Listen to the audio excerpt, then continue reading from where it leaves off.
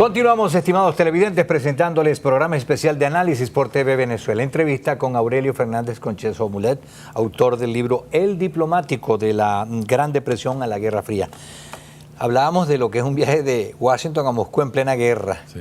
Tres meses casi, ¿no? Claro, pero primero hay que explicar brevemente que el motivo del viaje es que hay un acuerdo en Washington entre el embajador de Rusia. De Rusia y el gobierno. Que el embajador de Rusia era Max Litinov, que había sido ministro de Relaciones Exteriores de Rusia antes que Molotov, hasta 1939. Pero Litinov era judío. Y cuando Stalin hace el pacto con Hitler, a los alemanes les molestaba que el ministro de Relaciones Exteriores fuera judío. Y aunque Litinov era gran amigo de Stalin, que ese es otro cuento, quizás para otro libro, lo pasa de ministro de Relaciones Exteriores a embajador. Y mi padre y Litinov tenían cierta liga, porque él hablaba español. La señora de Litinov era una mujer muy rica, una heredera inglesa, a pesar de que él era embajador de la Unión Soviética, ¿no? Eran tiempos medio distintos. Y se acuerda que el embajador Litinov presenta credenciales en Cuba y que mi padre presente credenciales en Moscú. Claro, era más fácil para Litinov porque de La Habana a Washington no era... Washington era con quien dice un brinco, ¿no? Pero de Washington a Moscú era otra historia. Moscú, primero que nada, no había por dónde entrar, porque hasta el norte de África estaba en manos de los alemanes. El norte de Europa, el Atlántico, toda Europa, el norte de África y casi asediado estaba Egipto, ¿no? Entonces, hasta que no termina la batalla que ganó Montgomery, el Amiens, y hasta que Patton no invade Marruecos, no se libra un camino. Entonces mi padre tuvo que bajar hasta Belém do Pará en Brasil, de Belém do Pará ir a las Islas Azores, de ahí ir a Casablanca, de Casablanca a Egipto, ¿no? A Cairo, del Cairo a la capital de Turquía, y de ahí a Odessa, y de Odessa a Berlín, a Moscú. A Moscú. Y él presenta credenciales a Molotov en Moscú rápidamente, pero él quería conocer quería entrevistarse con Stalin. Y entonces se queda esperando. Y yo siempre había oído de que a él lo vienen a buscar en el ballet del Lago de los Cisnes, que estaba con el embajador inglés, dos individuos a las 12 de la noche, y lo llevan donde Stalin, y que habían hablado como 10 minutos. Pero gracias a Drew Pearson me entero que la conferencia fue mucho más larga que eso. Y después hay unos documentos desclasificados del Departamento de Estado ruso que indican el tenor de la conferencia. La conferencia duró como 1 hora y en ella mi papá hablaba en alemán, que era el idioma diplomático de Europa Central en aquel entonces. Y Stalin entendía perfectamente alemán, según me contó mi papá, pero hablaba a través del traductor, que era ruso, y el traductor. Y Stalin increpa a mi papá y le dice, pero mira, tiene que decirle a Roosevelt cómo es posible que Argentina no le haya declarado la guerra a Alemania y a Italia, porque hasta Argentina está dentro de la esfera de influencia de Estados Unidos. Y él pacientemente le explica que Stalin... Que no era como él pensaba. Que no era como él pensaba y como él hacía con sus aliados, ¿no? Y entonces, pero bueno, no entro en más detalle, pero fue muy interesante las impresiones de mi padre sobre el mariscal Stalin. Ese fue el viaje de los 3 meses. De la guerra caliente a la guerra fría.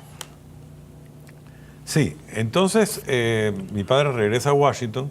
En Cuba hay elecciones, ganan los auténticos, el Grau San Martín, y entonces él sale del servicio diplomático es sustituido y regresa a su cátedra en la Universidad de La Habana y es nombrado por el gobierno el siguiente gobierno, creo que fue de Carlos Prío Socarrás, es nombrado, que eran de alguna manera opositores, pero en ese entonces todavía se respetaba en Cuba, como se respetaba en Venezuela, lo que eran los puestos de Estado y los hombres de Estado, ¿no?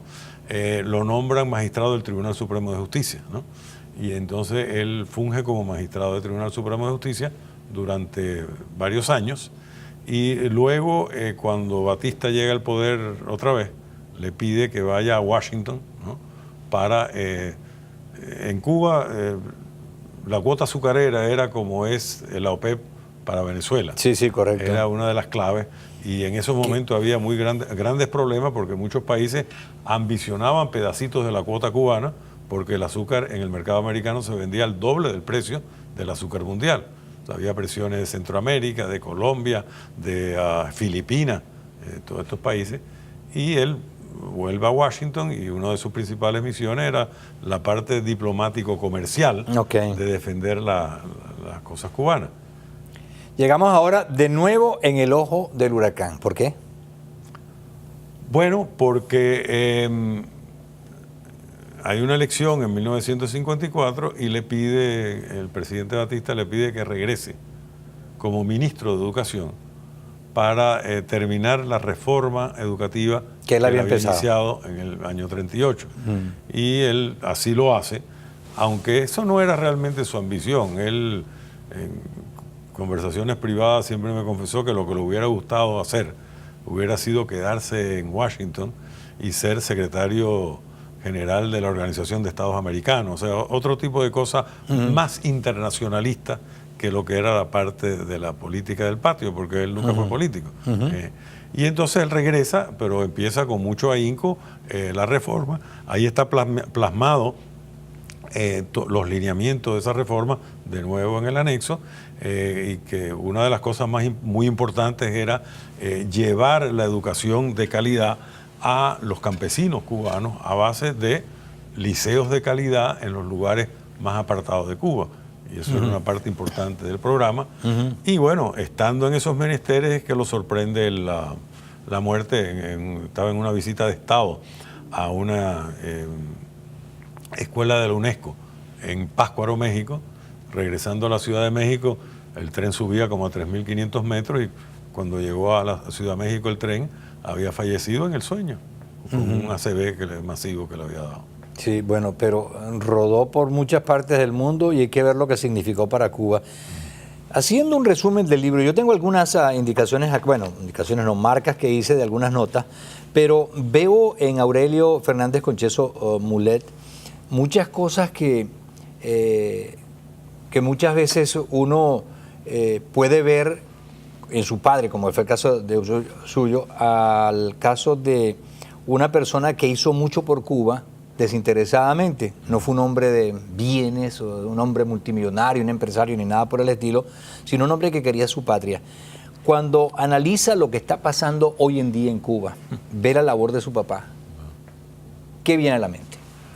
Mira, Julio César, lo que tú dices es cierto, tanto así que a mí siempre me asombraba en los pocos momentos que él estuvo fuera del ejercicio público, se dedicaba al ejercicio de su profesión con los contactos que tenía, ganaba muchísimo más dinero como abogado internacional de lo que ganaba en los puestos públicos, pero tenía esa vocación de servicio, que era una vocación de servicio no solo de él, sino muchos hombres de esa generación.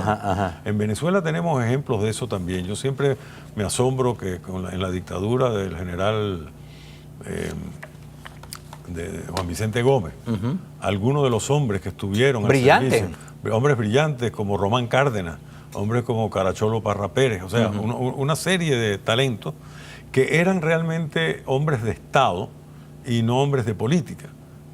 Lo que uno ha visto a medida que ha avanzado la segunda mitad del siglo XX es que eso se ha ido perdiendo. Tú mencionabas los dictadores, y no siempre los dictadores nada más, sino hombres con esta megalomanía personal, ¿no?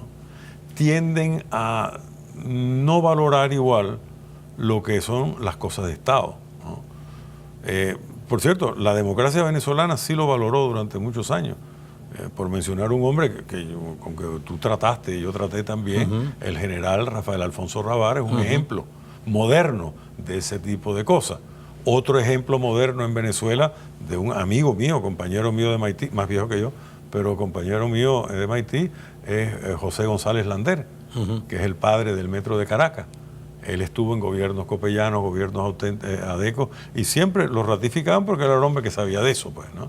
Eso se ha venido perdiendo con el tiempo. Eso es lamentable. Las lealtades políticas, lamentablemente, parecieran tener precedencia a lo que es las lealtades de Estado hacia la nación. Así es.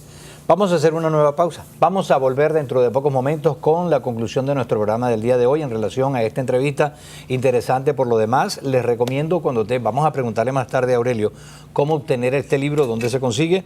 El diplomático de Aurelio Fernández Concheso Mulet. acerca de su padre, Aurelio Fernández Concheso Valdés, el diplomático de la Gran Depresión a la Guerra Fría. Volveremos en breve.